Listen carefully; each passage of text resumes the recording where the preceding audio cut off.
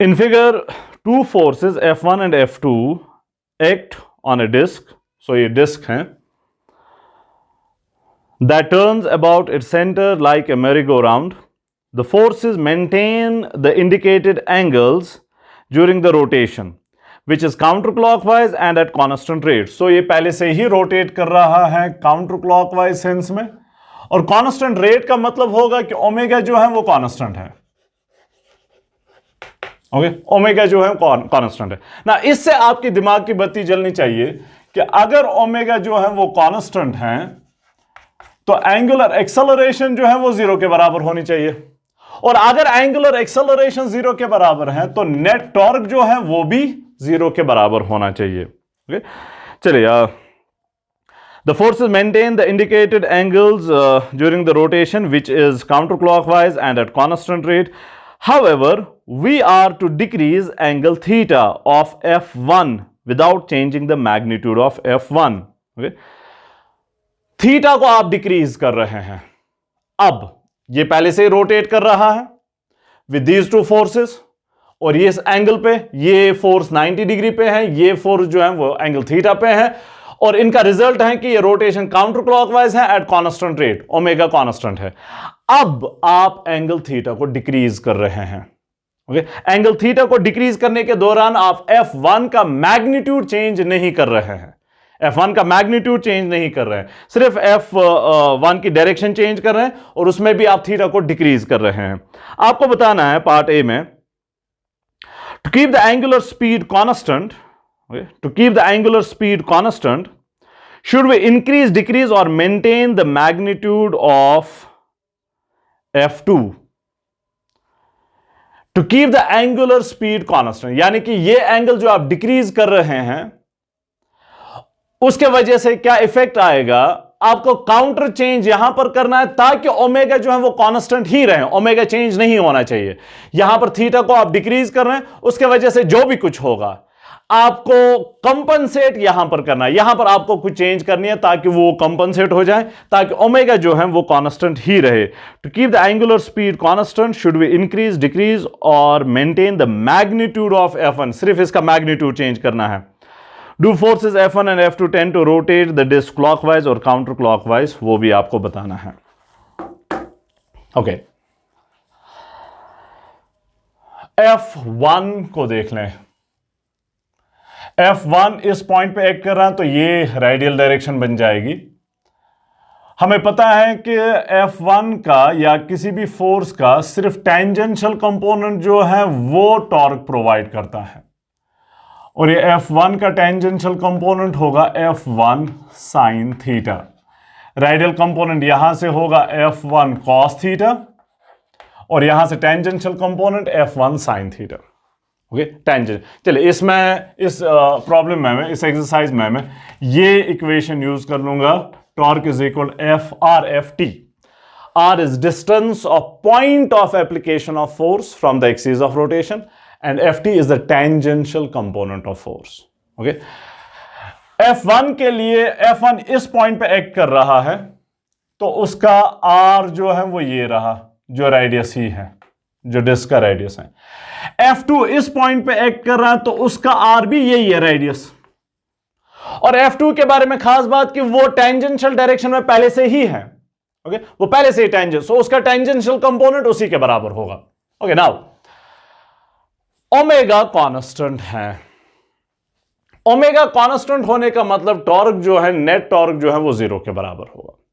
अब यहां पर दो टॉर्क्स होंगे, एक तो F1 का टॉर्क होगा, दूसरा F2 का टॉर्क होगा.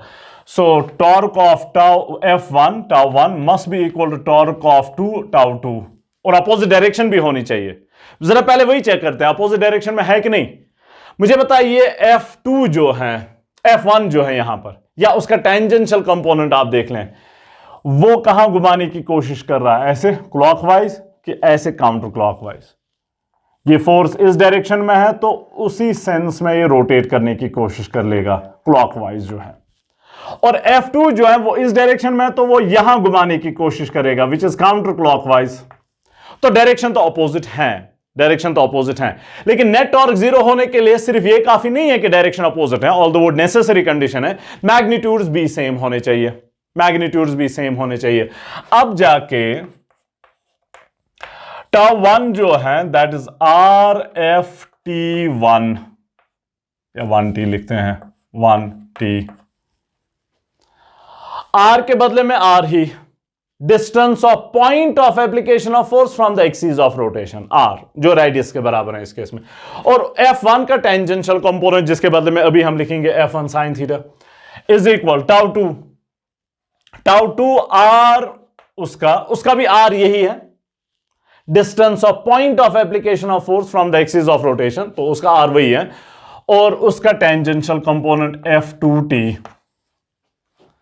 So this implies R F1T जो है वो F1 sin थीटा के बराबर है इज इक्वल R F2T। अब ये सारा F2 टेंजेंशियल डायरेक्शन में है तो उसका टेंजेंशियल कंपोनेंट उसी के बराबर होगा। R and R cancels out, so we have F1 sin theta is equal to F2।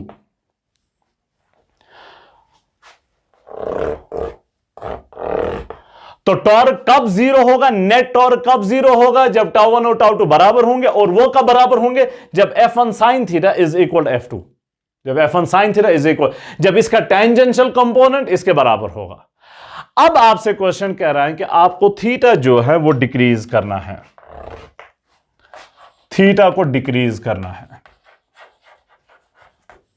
अब थीटा डिक्रीज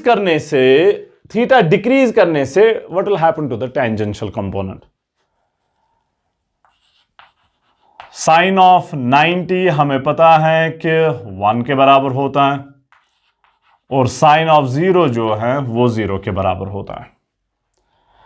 सो जब आप एंगल थीटा को डिक्रीज कर लेंगे, what happens to sine theta. जब 90 है तो 1 के बराबर है, जब 0 के बराबर है, एंगल 0 के बराबर है तो साइन 0 भी 0 के बराबर है। सो एंगल डिक्रीज करने से साइन ऑफ थीटा भी डिक्रीज हो रहा है इस डोमेन में, 90 to 0, 0 to 90। So theta decrease करने का मतलब होगा साइन थीटा जो है वो भी डिक्रीज होगा, साइन थीटा डिक्रीज हो रहा है, तो this thing decreases.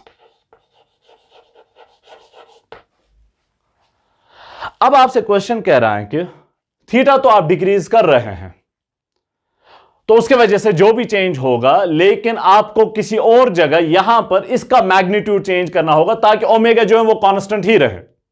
Okay, omega जो है ओमेगा कांस्टेंट ही रहना चाहिए, दैट मींस टाउ 1 जो है वो टाउ 2 के बराबर ही रहना चाहिए, that means F1 sin theta F2 के बराबर ही रहना चाहिए। तो उसके लिए क्या करना होगा, अगर साइन थीटा डिक्रीज हो रहा है, अब F1 का मैग्नीट्यूड चेंज नहीं हो रहा है, सिर्फ साइन थीटा डिक्रीज हो रहा है, थीटा डिक्रीज होने की वजह से, तो लेफ्ट हैंड साइड डिक्रीज हो रहा है। लेफ्ट हैंड साइड अगर डिक्रीज हो रहा है तो राइट हैंड साइड भी डिक्रीज होना चाहिए, तभी जाके इक्वालिटी मेंटेन होगी। ओके, तभी जाके इक्वालिटी मेंटेन होगी। तो लेफ्ट हैंड साइड अगर डिक्रीज हो रहा है तो ये राइट हैंड साइड जो है वो भी डिक्रीज होना चाहिए, दैट मस्ट डिक्रीज, तब जाके इक्वालिटी रहेगी। और जब इक्वालिटी रहेगी तभी जाके टाउ 1 और टाउ 2 बराबर रहेंगे, और तभी जाके नेट टॉर्क 0 के बराबर रहेगा, और तभी जाके ओमेगा जो है वो कांस्टेंट रहेगा। ओमेगा कांस्टेंट तब रहेगा जब नेट टॉर्क 0 रहेगा, नेट टॉर्क तब 0 रहेगा जब टाउ 1 और टाउ 2 कंटिन्यूअसली बराबर रहेंगे। टाउ 1 और टाउ 2 तब बराबर रहेंगे जब ये दो बराबर रहेंगे, F1 sin थीटा और F2 बराबर रहेंगे। सो अगर ये डिक्रीज हो रहा है तो ये भी डिक्रीज होना चाहिए, अगर ये इंक्रीज हो रहा है तो ये भी इंक्रीज होना चाहिए, अगर ये चेंज नहीं हो रहा है तो ये भी चेंज नहीं होना चाहिए। लेकिन जो सिचुएशन आपको दी गई है कि थीटा डिक्रीज हो रहा है, उसके वजह से साइन थीटा डिक्रीज हो रहा है, तो लेफ्ट हैंड साइड डिक्रीज हो रहा है, तो राइट हैंड साइड भी डिक्रीज होना चाहिए। F2 must decrease, F2 must decrease. सो कांस्टेंट एंगुलर वेलोसिटी को मेंटेन करने के लिए आपको F2 को कम करना पड़ेगा, ओके, F2 को डिक्रीज करना पड़ेगा। फाइन।